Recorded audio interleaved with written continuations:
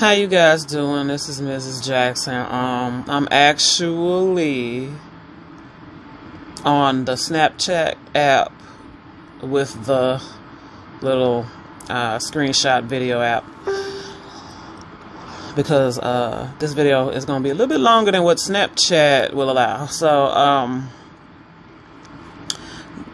I said I was going to keep you guys updated on my health.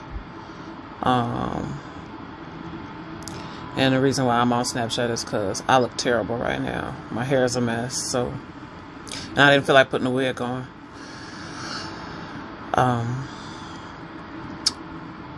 I started feeling dizzy about 3 weeks ago. Didn't know what was going on with that. So I went to a million trillion doctors. They didn't know what was going on. First, I went to a neurologist. I told her I was having pain, discomfort, pressure. I was only feeling it on the left side of my head. So she prescribed me something. I think it was called indomethacin. I never took it. Because after I left the office, I gave it a couple of more days, and then the dullness pain started to subside. She diagnosed me with something called hemicrania continua. I'm like, oh, I don't know what that is, but it's when you only have pain on one side of your head. And I just was feeling some type of way about that because, like, I was asking her, could I get a CAT scan? Could I get an MRI? Or something like that. And she's like, excuse me, let's give this a try first. I don't really agree with that. I feel like I should get an MRI done first, then figure out what kind of medication I need. And the reason, and that's what I really wanted prior to even taking any kind of medication, right? So I took the prescription. I didn't take it, but I went along with it. Went to CVS and all of that, and got the medication or whatever. Never took it. Still have not taken it. And so I started feeling dizzy. And so I wrote to her. I'm like, I really think we should get a CAT scan, MRI done for me, because I'm really wanting to know what the cause of my headaches are. I don't, you know what I'm saying? I don't want a Band-Aid. Then that's what prescription medication is. It's a Band-Aid to help stop the pain, but it doesn't stop the problem and the reason why I'm having the pain, right? But she sent me a letter back, and she said, oh, that's concerning. Have you taken the prescription medication? Just give it a few more weeks, and we'll discuss MRI later.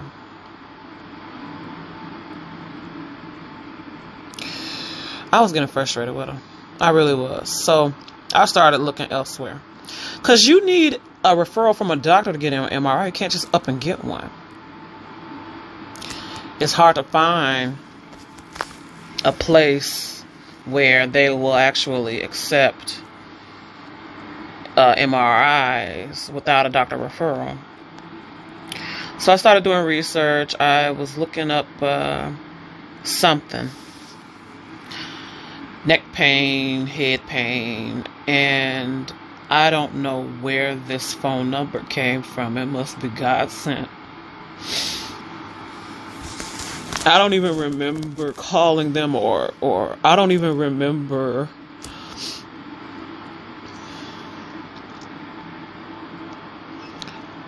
signing up for their not treatments, but their services. But there was a physical therapy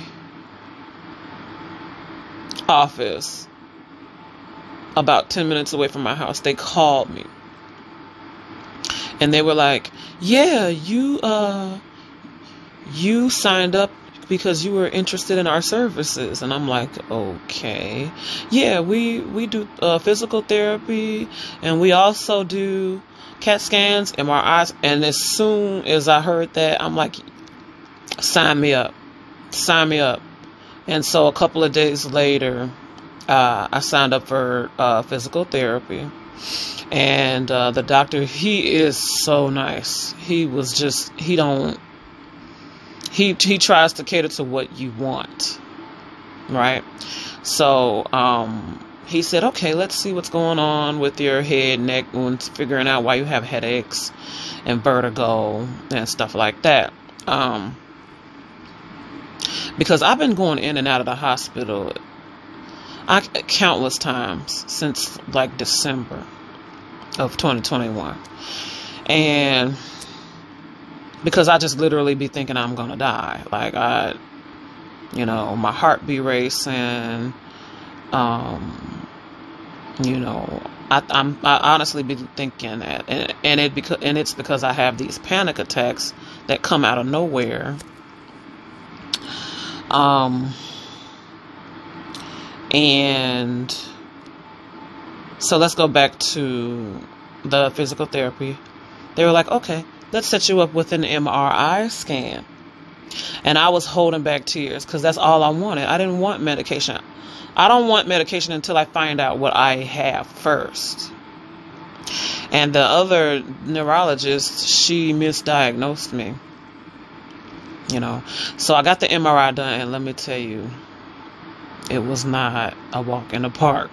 I do not like closed-in spaces. I thought it was an open MRI. It was a closed MRI. I was so just a hot mess. My husband drove me to the MRI place, and they're like, okay, we're gonna have him stay in the office, and we're gonna put you here, and then I'm like, okay, let's go along with it. And I looked at how narrow the MRI tube was. I'm like, what the heck,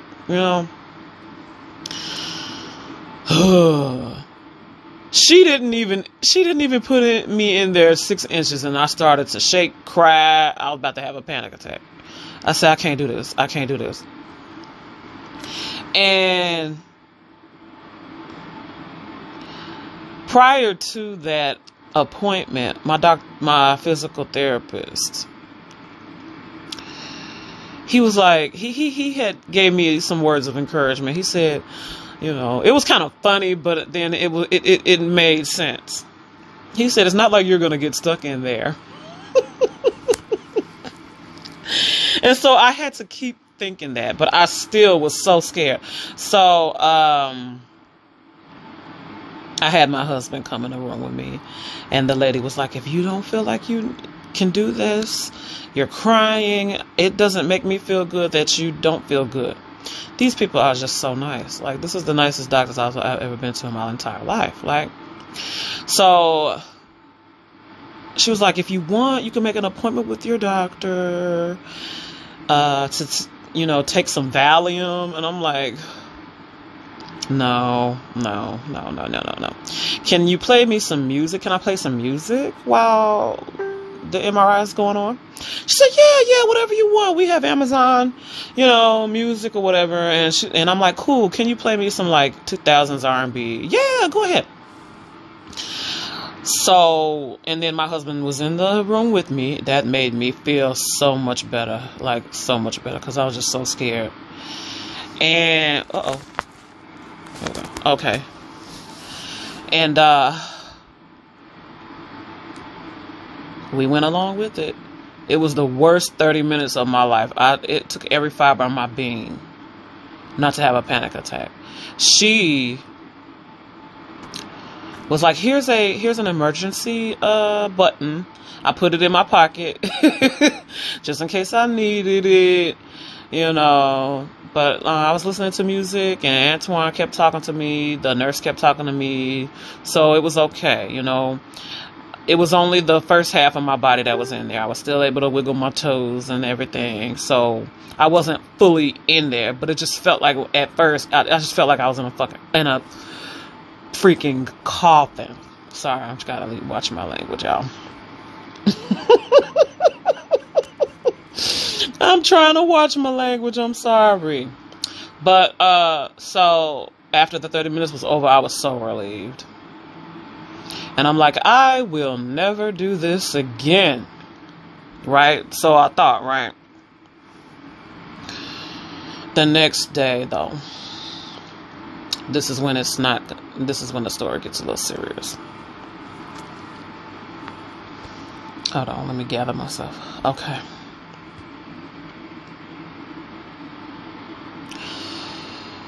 The physical therapist called me, and he said that they found a mass. They found a mass in my brain. And I was just so devastated. I thought I was going to die. I'm like, I'm going to die. I do not need to die. I done had so many people die in my life. I do not want to be next. Because if you've watched my previous couple of videos about things that happened to me, you know why this was just devastating and scary. You know, I'm like, what am I gonna do? I wanna watch my daughter grow up. I had all million thoughts going through my head. And the doctor was like, oh, it's a benign tumor, so it's non-cancerous. And I'm like, it's a relief, but it's still kind of scary information. And he was like, let's just have you do another MRI just to check and see what else we may have missed. And I'm like, no. So I went ahead with it. The second time around wasn't as bad. The only time I panicked was when I couldn't find my emergency button because she had a blanket over me. And I'm like, no, let's take the blanket off. Let's take the mask off. Okay. She's like, oh yeah, don't worry. You know, I'm double V'd and boosted and bead, you know. Don't really want to say the words right. And I'm like, okay, that's fine, you know. And so we went along with it. She injected something in me, I guess, to help with the contrast of the MRI scan. Then I did some x-ray scans. And so they gave me a couple of discs with the pictures on there. I still haven't seen them yet because I don't have a CD player at home. You know, I only play music through internet, and I don't have a laptop with a CD-ROM, so I can't really see the pictures. But I made an appointment with the neurosurgeon because that's what the physical therapist wanted me to do. So I make an appointment with the neurosurgeon. So I go downtown Chicago to Northwestern Hospital next week is when I will be going to discuss what kind of treatment I will need. Because the scientific thing, the scientific name for what I have is pituitary adenoma. Okay, and if you have this, I suggest prior to going to see your neurosurgeon, I suggest you not do any research on Google, because Google is the worst, man. You know, I'm up here talking about, oh, how long can I live with pituitary adenoma after the tumor has been found? And it said, oh, you have 5 years to live.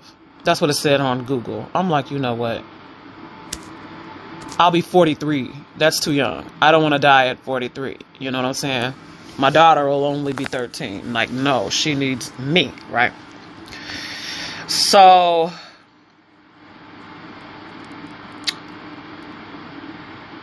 yeah, I suggest you not do that. You know, I suggest you just keep your calm.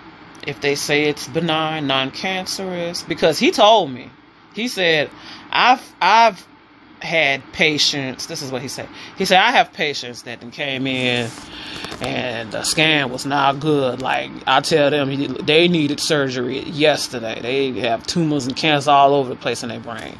So he said, I am by near far the worst case of MRI results that he's been to. Matter of fact, he said, I'm one of the few patients that he's had where the cancer is benign and non-cancerous. And I'm like, whew, thank goodness. So I'm gonna have to extend my leave of absence from work.